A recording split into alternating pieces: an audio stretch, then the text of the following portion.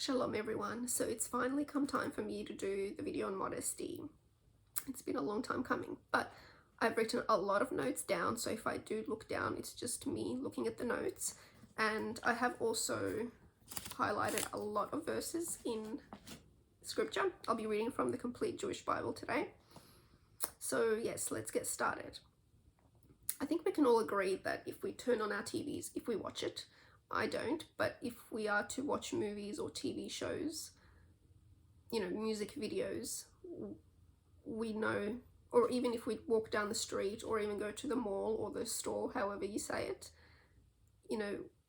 we can see that our country, Australia, or even the world has a big problem with the way we dress. I think we're in a world now where we are confused as to how we should actually clothe ourselves. Sexually provocative is or seems to be the way, and I think that is a problem. And I think it's gotten to the point where it's so bad that people aren't actually even embarrassed to show off their bodies. It's more so encouraged to, take off your clothes. There is a certain strand of feminism that tells women to be very proud of their sexual prowess, and that any insistence on telling them to cover up what they don't want to cover up, serves as a reinforcement of patriarchal notions that men have the right to determine what women do with their bodies. And in my opinion, I can't really stand feminists. I think we as two sexes each have roles and responsibilities that we need to play out, and I think that needs to be respected. But I suppose that's just my, old-fashioned way of thinking about things. Our Father's command to cover up, shouldn't be a punishment, and I don't think it is a punishment. I think it is more there to protect us. I think our Father considers modesty a virtue and its opposite a vice. I think the pressure for females to, for example, take sexy selfies, stems out of a culture that equates modesty with, shame, instead of recognizing it as something that protects what is precious and intimate. I'm going to read from Solomon 2:7 now. Sorry, let me just find it. Here it is. It says, I warn you, daughters of Jerusalem, by the gazelles and deer in the wilds, not to awaken or stir up love until it wants to arise. And I think, that is sort of a call to save sexual arousal and save sexual activity, for its proper time with the proper person, as opposed to just handing it out for free, as I say. But, in this world, I believe that we are exposed to so much, shamelessness, so much so that we as a society, as a world, have really become desensitized to it. That's not to say that we as believers, but, just in general. I'm going to read from Jeremiah now, if I can quickly find it. So I'm going to be reading from Jeremiah 6:15, and it says, they should be ashamed of their detestable deeds, but they are not ashamed at all. They don't know how to blush. Therefore, when others fall, they too will fall. When I punish them, they will stumble, says Adonai. And I believe that we are like that now in the world. People have actually lost all the ability to actually blush, over the exposure of their bodies, which is unfortunate in itself. I believe, it is my opinion, that women in today's society have become brainwashed into thinking that they are, somewhat liberated with how they choose to dress in an immodest way, and that they have been given or achieved some sort of equality. Today it's liberation to take off your clothes, which is a big problem in itself, I believe.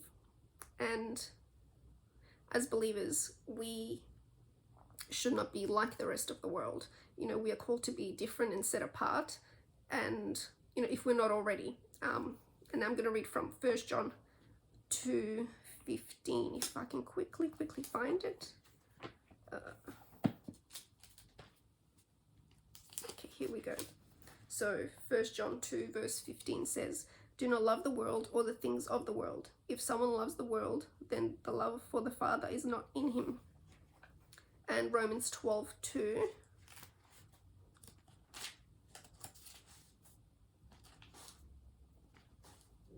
Okay, here we go. So Romans 12:2 says, "In other words, do not let yourselves be conformed to the standards of the world. Instead, keep letting yourselves be transformed by the renewing of your minds, so that you will know what God wants and will agree that what he wants is good, satisfying, and able to succeed." And unfortunately, it is my belief that immodesty has reached even believers. Not all, but I suppose some. Not only in the way they act, but in the way they dress. It's, you can't really tell us apart. You can't tell that you as a believer are an actual believer because you look just like everyone else. So now I'll be reading from Ephesians. So it's Ephesians 4 verses 22 to 24. It says, "Then, so far as your former way of life is concerned, you must strip off your old nature, because your old nature is thoroughly rotted by its deceptive desires, and you must let your spirits and minds keep being renewed, and clothe yourselves with the new nature created to be godly, which expresses itself in the righteousness and holiness that flows from the truth." And now I'll be reading from 1 Timothy, if I can find that. Oh, here we go. So it's 1 Timothy 2 verses 9 to 10. It says, "Likewise, the women, when they pray, should be dressed modestly and sensibly in respectable attire, not with elaborate hairstyles and gold jewelry or pearls or expensive clothes. Rather, they should adorn themselves with what is appropriate for women who claim to be worshipping God, namely good deeds." I think what is sort of discussed in these verses, sorry, I'm tongue-tied, are women who are sort of overdoing it. But I believe that women can also underdo it, by wearing too little or too short or too tight, just revealing things. And I believe that if women are wearing those things, in my opinion, they're dressing or not dressing as a believer should. Unfortunately, or not unfortunately, but I do agree with the Muslim notion that clothes should be loose and not tight, so that it sort of describes your figure so that everyone can see. There are women, Muslims and believers, I suppose, who do wear the head coverings with tight jeans, and I think that sort of defeats the purpose of the head covering, in my opinion. So I don't think that we should be wearing jeans or leggings. And of course, many believers won't agree with me, and that's fine, but that's just my view. And we also shouldn't be wearing clothes that resemble men. I think it's the same in Islam as well. So now I'm going to be reading from Deuteronomy. So let's get there. So it's Deuteronomy 22 verse 5. And it just sort of reiterates what I just said about, women shouldn't be wearing men's or resembling men's apparel. So a woman is not to wear men's clothing, and a man is not to put on women's clothing. For whoever does these things is detestable to Adonai, your God. I don't need to, I suppose, comment on that. I think it's self-explanatory. So now, after reading that verse months ago and speaking to certain people that are still in my beautiful life, I concluded that I actually wanted to dress more modestly and more femininely. And so months ago, I actually threw out my clothing, most part, jeans and leggings, you know, short, you know, t-shirts, makeup. And, you know, I used to love jeans, and I've said it previously in, I think, one of my testimony videos. You know, while others might be comfortable in skirts or leggings or tracksuits, my comfort was always jeans. You know, I could wear it all day.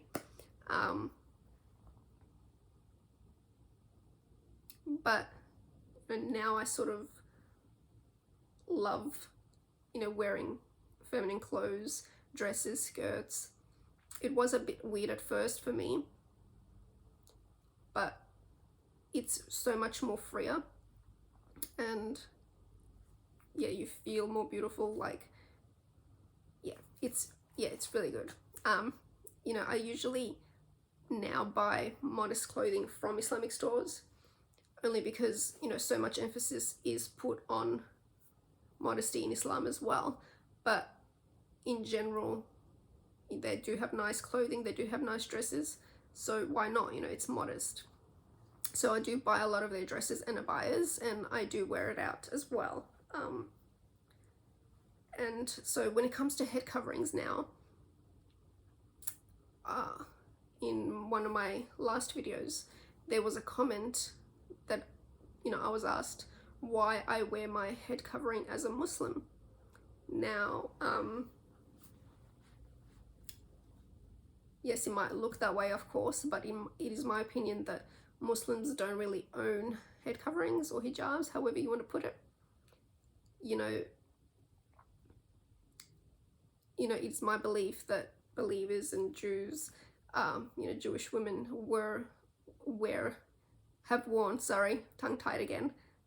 have been wearing, you know, head coverings long before Islam came into existence.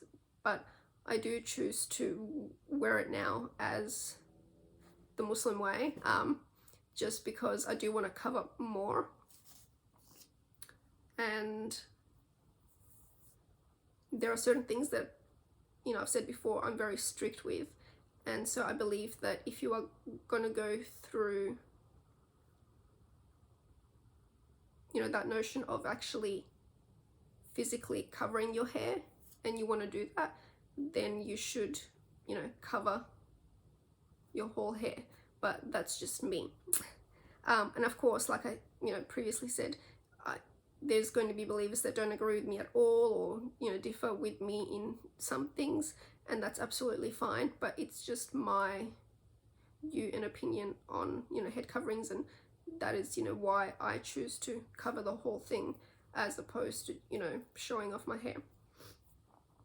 So I was also told months ago, you know, by certain people, that I don't need to dress Jewish or dress in a Muslim way. You know, I can still wear normal clothing, you know, even wear jeans or pants, and then cover and wear longer tops that do cover the private intimate bits. And I was also told by those same people, that I can still wear, you know, light makeup, you know, wear maybe mascara or eyeliner, some lip gloss, and I kind of say no to that. You know, I enjoy what I wear now. I'm really used to it. I love it. It's so much more freer. You know, even in hot weather now, when I'm out, I don't wear t-shirts, or, you know, some believers do, it's fine. I don't. Like, I choose to wear long sleeves because I don't really even want to show my arms to people who aren't family, you know, let alone start wearing pants again and then showing off my figure.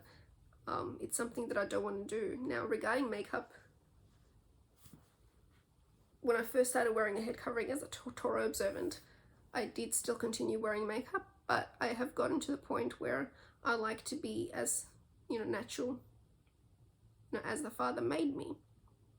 I enjoy now not having to spend a lot of time, you know, behind the mirror, you know, painting on my face.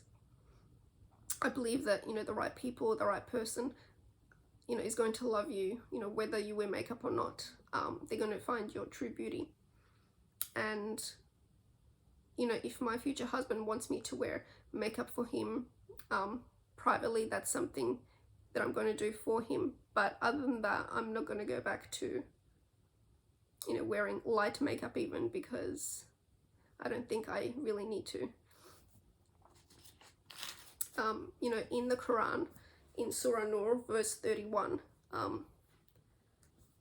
the believing women are told to, lower their gaze, to protect their modesty, their chastity, and conceal their beauty. I think as believers also it is very important for us to do the same thing. And I think, of course, it's okay to look good, but I suppose, in my opinion, I personally think that it should be for your husbands and not the whole entire world to see. In my opinion, a godly woman, should dress in such a way not to, or should I say, to avoid undue attention to herself. I think a godly woman should have a sense of shame and modesty about her. She should be innocent and pure, in all carnality, or should I say from all carnality, sorry.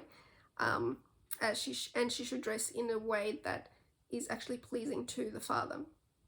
So 1 Peter, I'm going to read from now, if I can find it. Sorry, this might take a tiny while. Okay, found it.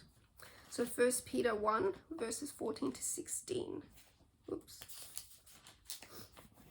It says, "As people who obey God, do not let yourselves be shaped by the evil desires you used to have when you were still ignorant. On the contrary, following the Holy One who called you, become holy yourselves in your entire way of life, since the Tanakh says, 'You are to be holy because I am holy.'" And of course, we're also told to be of high character, conduct, morals, and values. I think everything that we do, we need to be doing for Yahweh. So now I'm going to 1 Corinthians, if I can find it. Bear with me, people, sorry. Here we go. 1 Corinthians 6, verses 19 to 20. It says, "Or don't you know that your body is a temple for the Ruach HaKodesh, who lives inside of you, whom you received from God? The fact is, you don't belong to yourselves, for you were bought at a price. So use your bodies to glorify God." And how true that is. This is my opinion, that a believing woman is always pure from everything, in the way she speaks, in the way she dresses, in the way she interacts with other people, in her heart and mind also. So I suppose the qualities, of jealousy, envy, malice, hatred, gossip, deception, any form of evil, any love for sin is taken out of her. And that's what makes us believing women different, I believe. And we should also be focused on purifying our hearts every day. The love of the world that exceeds the love of, sorry, I'll rephrase that and I'll start again. The love of the world that exceeds the love of Yahweh is very bad, and we need to look into that. If you love the world more than you love Father Yahweh, then there is a problem. By trying to earn the comfort of this world, we are initially earning the displeasure of Father Yahweh, and we need to repent and turn to Him. And now I'm going to be reading from 2 Corinthians. I'm going to be reading, a few. Oh, if I can find it. Here we go. So first one is 2 Corinthians, 5:17. It says, "Therefore, if anyone is united with the Messiah, he is a new creation. The old has passed. Look, what has come is fresh and new." And then 2 Corinthians 6:14 to 18. "Do not yoke yourselves together in a team with unbelievers. For how can righteousness and lawlessness be partners? What fellowship does light have with darkness? What harmony can there be between the Messiah and Belial? What does a believer have in common with an unbeliever? What agreement can there be between the temple of God and idols? For we are the temple of the living God. As God said, I will house myself in them, and I will walk among them. Walk among you. I will be their God, and they will be my people. Therefore, Adonai says, go out from their midst, separate yourselves, don't even touch what is unclean. Then I myself will receive you. In fact, I will be your father, and you will be my sons and daughters, says Adonai. And then 2 Corinthians 7:1. Therefore, my dear friends, since we have these promises, let us purify ourselves from everything that can defile either body or spirit, and strive to be completely holy out of reverence to God. And of course, I have been talking pretty much just regarding modesty for women, but modesty, of course, is for men too. However, I don't feel like I should be speaking about that just because I'm not a man, and so I sort of want to leave that up to the men to discuss. Now, I'm also not saying in this video that, every believing woman now should throw out all their clothes, throw out all their makeup, start wearing head coverings, or, wear loose fitting dresses, if the Father hasn't convicted you of it or hasn't put it on your heart. But I believe that we as believing women, or as believers in general, should really be careful and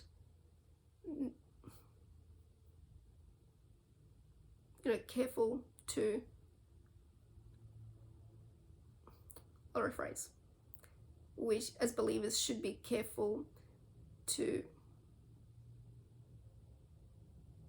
just see how we should dress, and in what way we're dressing, and in what way we're behaving and acting, because we do need to be set apart, and people that are not believers should see that difference in us, whether through physical means of dress or in the way we show ourselves with our speech as well. Now I want to read Titus 2. I do want to read the whole thing.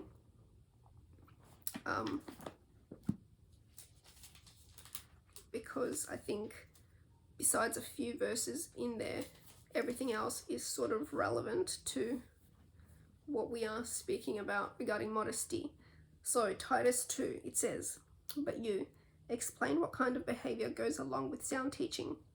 Tell the older men to be serious, sensible, self-controlled, and sound in their trust, love, and perseverance. Likewise, tell the older women to behave the way people leading a holy life should. They shouldn't be slanderers or slaves to excessive drinking. They should teach what is good, thus training the younger women to love their husbands and children, to be self-controlled and pure, to take good care of their homes and submit to their husbands. In this way, God's message will not be brought into disgrace.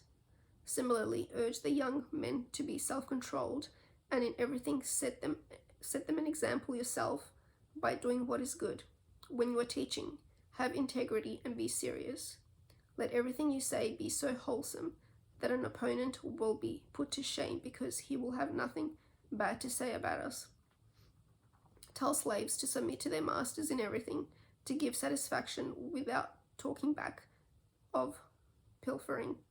On the contrary, they should demonstrate complete faithfulness always, so that in every way they will make the teaching about God, our deliverer, more attractive. For God's grace, which brings deliverance, has appeared to all people. It teaches us to renounce godlessness and worldly pleasures, and to live self-controlled, upright, and godly lives now, in this age, while continuing to expect the blessed fulfillment of our certain hope, which is the appearing of our great God and the appearing of our deliverer, Yeshua the Messiah.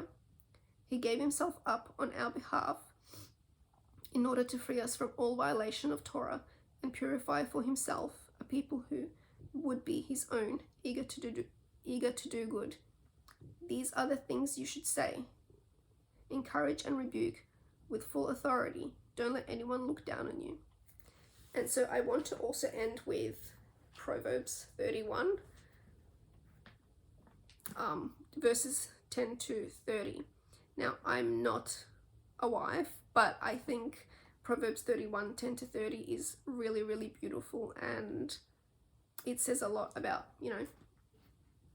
a godly woman, So, Proverbs 31. So, Proverbs 31, 10 to 30. It says, "Who can find a capable wife? Her value is far beyond that of pearls. Her husband trusts her from his heart, and she will prove a great asset to him. She works to bring him good, not harm, all the days of her life. She procures a supply of wool and flax and works with willing hands. She is like those merchant vessels, bringing her food from far away.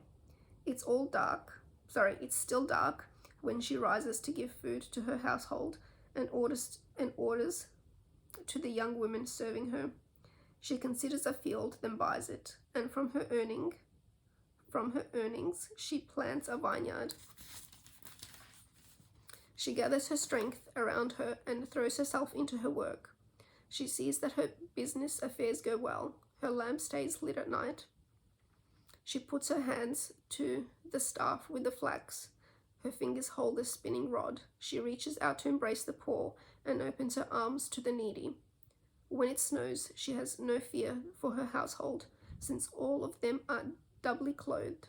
She makes her own quilts. She is clothed in fine linen and purple. Her husband is known at the city gates when she sits with the leaders of the land. She makes linen garments and sells them. She supplies the merchants with sashes. Clothed with strength and dignity, she can laugh at the days to come.